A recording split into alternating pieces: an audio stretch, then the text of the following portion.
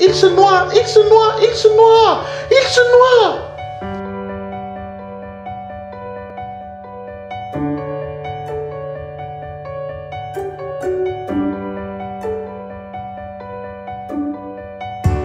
Salut à tous, je suis Brice Kamgang, storyteller et coach en art oratoire. Je suis également le champion d'Amérique du Nord 2020 au concours d'expression orale du Toastmasters International. À quoi ressemblerait ta vie si tu étais plus persuasif, plus influent et plus charismatique?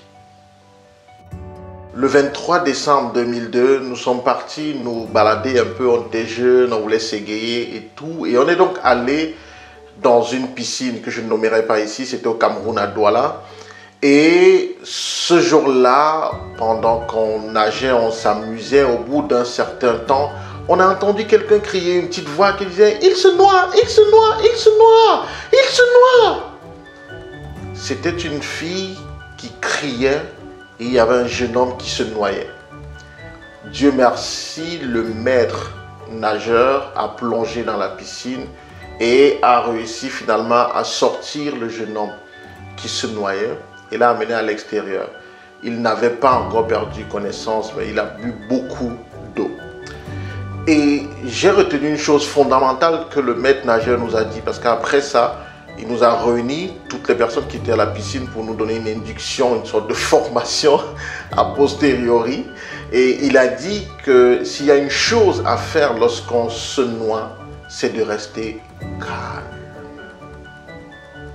Et de descendre, de toucher le fond de l'eau et de remonter, respirer. Il a dit, même si on ne sait pas faire les mouvements pour aller vers le rebord de la piscine, au moins on peut ressortir, respirer lorsqu'on a touché le fond et on remonte.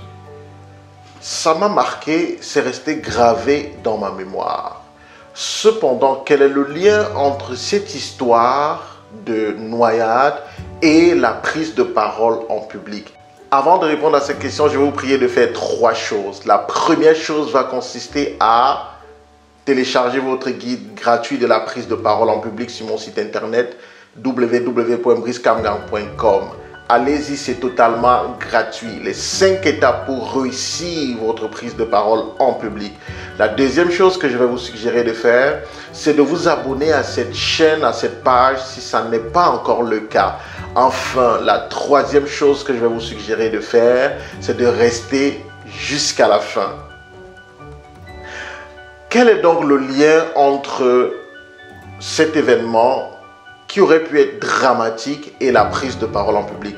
Eh bien, c'est que de nombreuses fois, il nous est arrivé, à toi peut-être comme à moi, d'avoir un trou de mémoire. Surtout lorsqu'on vient faire une présentation, lorsqu'on est en train de prendre la parole en public, lorsqu'on a le privilège de discourir devant des gens, on a un trou de mémoire. Ça arrive très souvent. Ici, je vais te donner 3 stratégies que tu dois implémenter lorsque cette situation arrive. Mais avant, permets-moi de dire que qu'est-ce qui est la cause en général du trou de mémoire? Je pense, avec mon expérience, que la cause principale du trou de mémoire, eh bien, c'est la mémorisation de son texte. C'est la mémorisation de sa présentation. C'est la mémorisation de ce qu'on va dire aux autres. Lorsqu'on mémorise un texte, ce qui se passe, c'est que s'il t'arrive un seul instant d'oublier un seul mot, une petite virgule, c'est une panne. Tout s'arrête. Ton cerveau devient blanc. Tu vois noir. C'est tout à fait normal. Voilà pourquoi l'une des choses à la base que je dis lorsque je forme mes apprenants, c'est surtout de ne pas mémoriser leur texte entièrement. Vous allez me demander, mais qu'est-ce qu'il faut faire? Eh bien, ce qu'il faut faire, c'est de retenir les éléments clés, les phrases choc, les punchlines, l'introduction et la conclusion. Terminé. Mais pas les mots après mots. Non, parce que si vous oubliez un seul mot, c'est la catastrophe. Et donc, lorsque ça arrive, lorsqu'il arrive que vous ayez un trou de mémoire, qu'est-ce qu'il faut faire?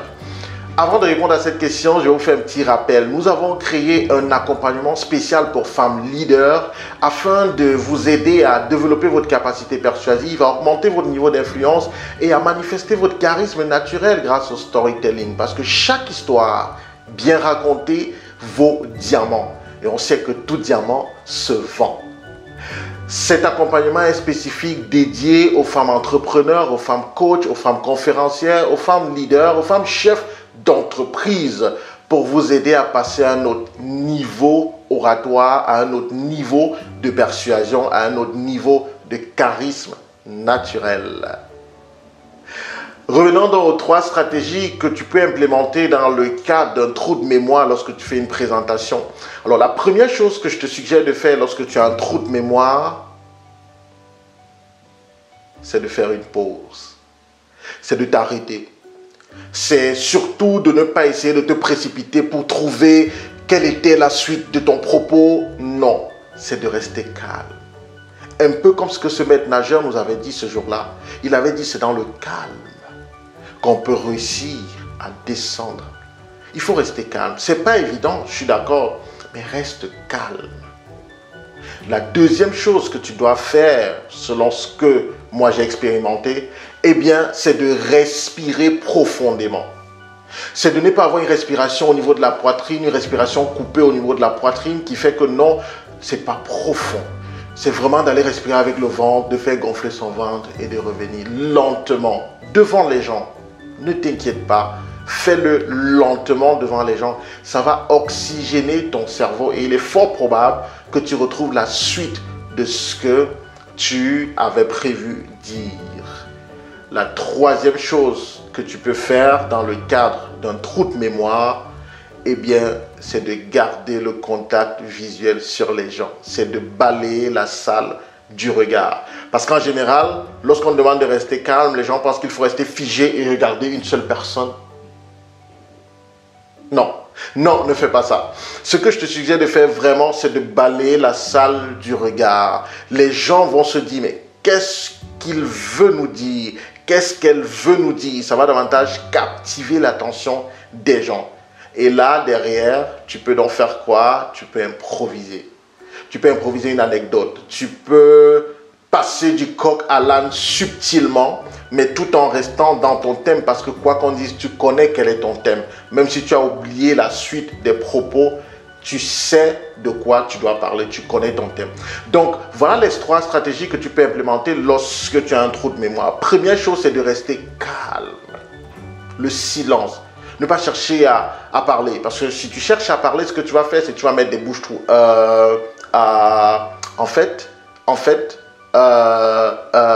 Non, reste calme.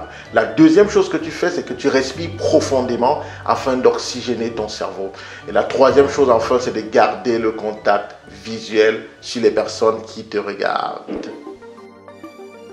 Merci d'avoir regardé cette vidéo jusqu'à la fin. S'il y a des choses que tu penses que je peux améliorer, mets-les en commentaire, ça me permettra de progresser. S'il y a des choses que tu as aimées, mets-les en commentaire, ça permettra à l'équipe d'être satisfait du travail que nous faisons. Et enfin, si tu as aimé cette vidéo, partage-la afin d'aider quelqu'un quelque part. Merci.